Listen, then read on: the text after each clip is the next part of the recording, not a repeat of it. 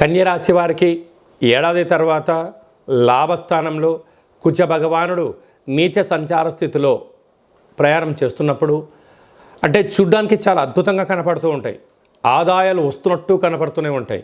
ఏదో కొత్త ఇల్లు కొన్నట్టుగా, భూములు కొన్నట్టుగా, వాహనాలు కొన్నట్టుగా, బంగారు ఆభరణాలు అన్నిటిని కొనేసట్టుగా వెళ్తూ ఉంటారు, మాట్లాడుతూ ఉంటారు, ఇక బేరం చేసేస్తూ ఉంటారు, అన్ని రకాలుగా అవుతూ ఉంటాయి. కానీ ఎక్కడో తెలియని చిన్న ఆందోళన, తీసుకుంటే తదుపరి మనం కట్టగలమా, కట్టలేమా, కడితే ఎంతకాలాన్ని కట్టగలము అనేటువంటిది ఒకవైపు ఆనందము, ఒకవైపు తెచ్చిన తర్వాత పరిస్థితి అనుకూలంగా లేకపోతే ఏమవుతామో అన్నటువంటి సందిగ్ధత ఈ కన్యరాశి వారికి అధికంగా ఉంటుంది.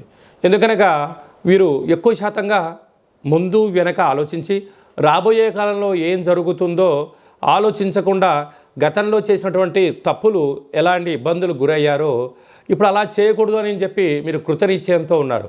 కనుక ఇలాంటి కాల సమయంలో ఆలోచించుకోవడం చాలా మంచిది. అవసరం ఉంటేనే కొనడం ఉత్తమోత్తమము.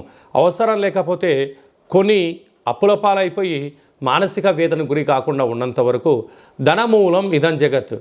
అలాగనే ఈ కన్యరాశి వారికి ధనాన్ని భద్రపరచుకోగలిగితే మీకంతా సువర్ణ యుగమే అని చెప్పి గమనించాలి.